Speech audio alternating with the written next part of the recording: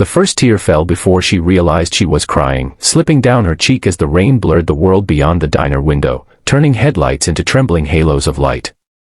She sat there alone in a vinyl booth that smelled faintly of coffee and old memories, hands folded too tightly in her lap, as if holding herself together required constant pressure. The weight in her chest had grown unbearable over the past weeks, a quiet collapse no one could see, and in that moment it felt as if something inside her had finally cracked beyond repair. She was tired of being strong, tired of pretending that the pieces of her life still fit. Then, in the soft hum of the diner and the steady rhythm of rain, something small and unexpected shifted the air around her, as if hope itself had quietly taken a seat nearby. Before the story carries you any further, pause for just a moment. If you believe in kindness, in second chances, and in the quiet power of human connection, please like this video, share it with someone who needs hope today, leave a comment, and subscribe to the channel so more stories like this can find their way to hearts that need them. She had come to the diner because it was neutral ground, a place where no one expected explanations. Earlier that day, her job had slipped through her fingers with a polite email and a line about restructuring, as though the years she had poured into that office were nothing more than a misplaced file. Before that, her marriage had ended not with shouting or drama but with a slow, mutual exhaustion that felt even more cruel. Even her apartment, once warm and familiar, had started to feel like a temporary shelter rather than a home. The diner booth was the only place where she did not have to be anyone at all. Outside, the city moved on without her, rain washing the streets clean while she remained stained with loss. She barely noticed the family who slid into the booth across the aisle, a man with tired but gentle eyes, a small child bundled in red, and the quiet gravity of people who had weathered storms together. The child clutched a worn teddy bear, its fur thin from love, and looked around the diner with a seriousness that didn't quite belong to someone so young.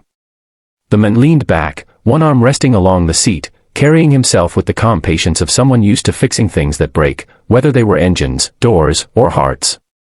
They were ordinary, unremarkable, and yet their presence slowly began to pull her back into the room. She stared at her untouched coffee, watching steam curl upward like something trying to escape. Her reflection in the dark surface looked older than she felt, eyes shadowed with doubt, shoulders slightly curved as if bracing against another blow. She wondered when exactly she had become this woman, the one who sat alone while life seemed to happen elsewhere.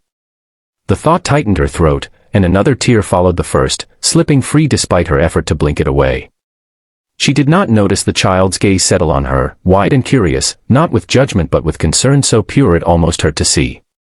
The moment that changed everything was small and easily missed, the kind of moment that never makes headlines but quietly reshapes a life. The child shifted, the teddy bear's head peeking over the edge of the table, and looked at her as though he understood far more than anyone would expect. There was no fear in his eyes, only a certainty that sadness was something meant to be noticed, not ignored.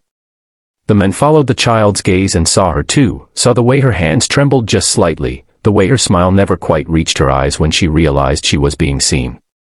He offered a nod that carried no questions, only respect, and returned his attention to the child. Something about that simple exchange loosened the knot in her chest. She had spent months feeling invisible, as if her pain existed in a vacuum, but here it was, gently acknowledged by strangers who owed her nothing. The child's small presence radiated an unspoken promise, the kind that comes from believing the world is fixable because, in a child's experience, it often is. She felt a warmth she hadn't felt in a long time, a reminder that broken things are not always beyond repair. As the minutes passed, the diner filled with ordinary sounds, clinking cutlery, the low murmur of conversations, the hiss of the coffee machine. Life, it seemed, was continuing right alongside her grief, inviting her to rejoin it when she was ready. She found herself watching the man help the child with a spilled drink, his movements steady and unhurried, as if there was all the time in the world. There was something deeply comforting in that, the idea that patience could still exist in a world that had rushed past her so quickly. Her thoughts drifted back to her own childhood, to a time when scraped knees were met with gentle hands and the assurance that everything would be okay. She realized how long it had been since anyone had told her that her pain was temporary, that broken things could be fixed. Somewhere along the way, adulthood had convinced her that once something shattered, it stayed that way. Watching the family across the aisle, she felt that belief begin to soften. The rain outside began to ease, droplets slowing their race down the glass. She took a cautious sip of her coffee, surprised to find it still warm. It tasted bitter, but grounding, a reminder that she was still here, still capable of feeling something other than loss. The child smiled at her then, a quick, bright expression that felt like a gift. It was not flirted with or forced, it was simply offered, the way children offer trust without fear.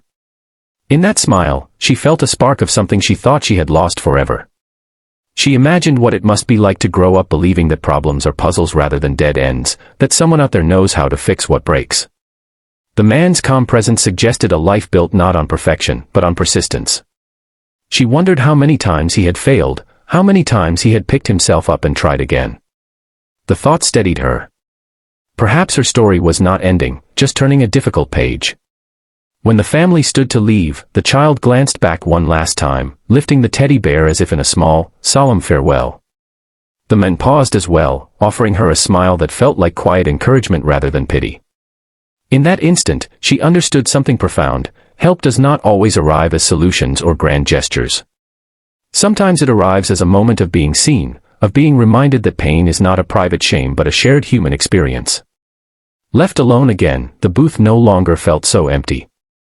The rain had stopped completely, leaving the street washed and glistening under the street lights. She breathed deeply, feeling the tightness in her chest ease just a little. For the first time in weeks, she considered the possibility of tomorrow without dread. Maybe she would update her resume again. Maybe she would call a friend she had been too tired to explain herself to. Maybe she would simply take a walk and let the air remind her that the world was still wide and waiting. As she stood to leave, she caught her reflection once more in the window. The sadness was still there, but it no longer looked endless. It looked like something that could heal, given time and care. She realized she did not need all the answers tonight. She only needed to believe that answers existed. The child's quiet faith lingered with her, a soft echo reminding her that broken things are not the same as ruined things. If this story has stirred something in you, if it has reminded you of a moment when a stranger's kindness changed your path, please take a second to like this video, share it, and subscribe. Your support helps these stories reach others who may be sitting in their own quiet booths, wondering if anyone sees them. Before the final moments fade, we have one special request. Please comment below with a single word that represents hope to you. It could be small, simple, or deeply personal. Let your word be a light for someone else scrolling through. She stepped out into the cool night, the pavement shining beneath her feet, and felt something she had not felt in a long time, gratitude. Not because everything was fixed, but because she now believed it could be. Somewhere out there, a child believed that broken things could be mended, and for the first time in weeks, she believed it too.